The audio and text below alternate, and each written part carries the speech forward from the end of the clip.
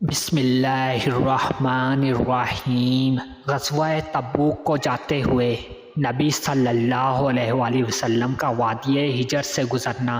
حضرت ابن عمر رضی اللہ تعالیٰ عنہ فرماتے ہیں کہ جب رسول اللہ صلی اللہ علیہ وآلہ وسلم لوگوں کے ساتھ تبوک میں اترے تو قوم سمود کے علاقے مقام ہجر میں ٹھہرے تو لوگوں نے ان کنوؤں سے پانی بھرا جہاں سے قوم سمود پانی بھرتی تھی، اور اس پانی سے آٹا گوندا اور ہانڈیاں پکائیں۔ تو آپ کے حکم سے صحابہ کرام نے ہانڈیاں الٹ دیں اور آٹا اونٹوں کو کھلا دیا، پھر وہاں سے ان کو لے کر روانہ ہوئے حتیٰ کہ اس کنویں کے پاس اترے جس سے صالح علیہ السلام کی اونٹنی پانی پیتی تھی۔ آپ نے صحابہ کو منع فرمایا کہ وہ ایسی جگہ ٹھہریں جہاں کسی قوم کو عذاب دیا گیا ہو، اور ارشاد فرمایا مجھے خوف ہے کہ تم پر وہ عذاب نہ مسلط ہو جائے جو ان پر مسلط ہوا، لہٰذا وہاں نہ جایا کرو۔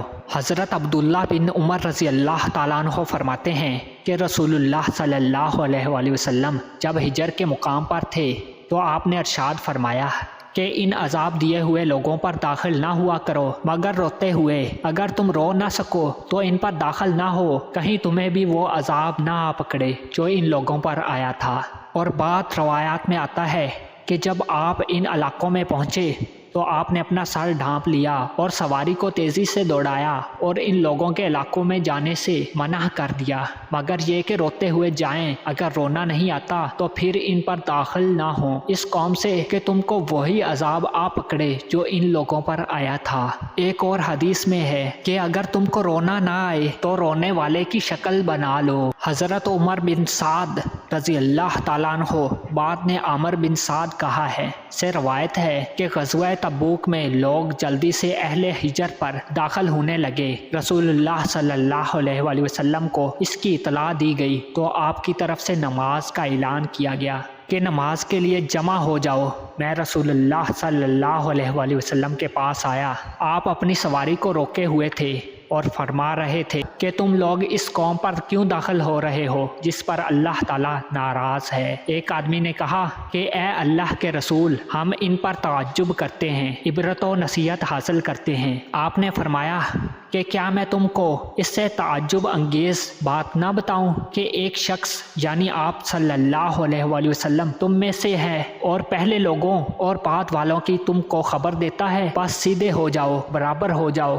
کیونکہ اللہ تعالیٰ تم کو بھی عذاب دے کر پرواہ نہ کرے گا، اور ان قریب ایک ایسی قوم آئے گی کہ وہ اپنے آپ سے عذاب الہی میں سے کچھ نہ روک سکے گی۔ اس حدیث کی سند حسن ہے۔ ذکر کیا گیا ہے کہ حضرت صالح علیہ السلام کی قوم کی عمریں بہت ہی لمبی لمبی ہوا کرتی تھیں۔ وہ مٹی کے گھر بناتے تو ان کی موت سے پہلے ہی وہ گھر خراب و برباد ہو جاتے۔ پھر انہوں نے پہاڑوں کو تراش تراش کر گھر بنانا شروع کر دیے، اور یہ بھی کہا گیا ہے کہ جب قوم نے حضرت صالح علیہ السلام سے نشانی کا مطالبہ کیا تھا تو اللہ تعالیٰ نے پہاڑ کی چٹان سے اونٹنی نکال دی۔ پھر اللہ تعالیٰ نے ان کو حکم دیا کہ اونٹنی کا خیال رکھو اور اس کے پیٹ کے بچے کی بھی حفاظت کرو، اور ان کو ڈرایا گیا کہ اگر تم اس اونٹنی کو نقصان پہنچاؤ گے تو تم پر اللہ کا عذاب آ پہنچے گا، اور یہ بھی بتا دیا گیا کہ اگر تم اس کی کونچیں کاٹو گے تو یہ کام بھی تمہاری بربادی اور تباہی کا باعث ہوگا۔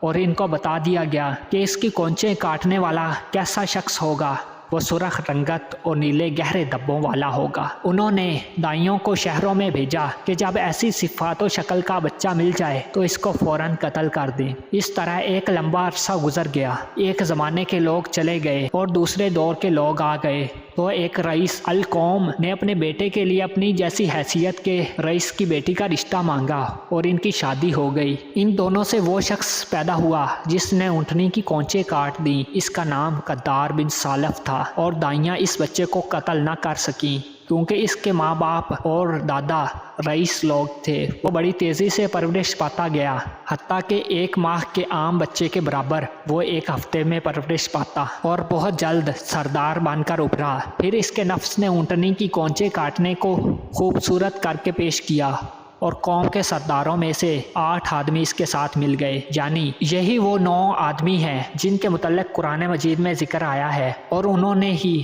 حضرت صالح علیہ السلام کے قتل کا پروگرام بنایا تھا۔ جب اونٹنی کے قتل کا واقعہ پیش آیا تو حضرت صالح علیہ السلام ऊँटनी के गम में रोते हुए सरदारों के पास आए तो वो आपसे माजरत करने लगे और कहने लगे कि ये काम हमारी जमात की तरफ से नहीं है, बल्कि ये चंद सर फिरे नौजवानों का है। और ये भी कहा गया है कि इस अजीम सानह और गुनाह के बदले में हज़रत सालेह अलैहिस्सलाम ने इनको कहा कि तुम इसके बच्चे के साथ अच्छा सलूक करो। वो गए तो बच्चा पहाड़ पर चढ़ चुका था।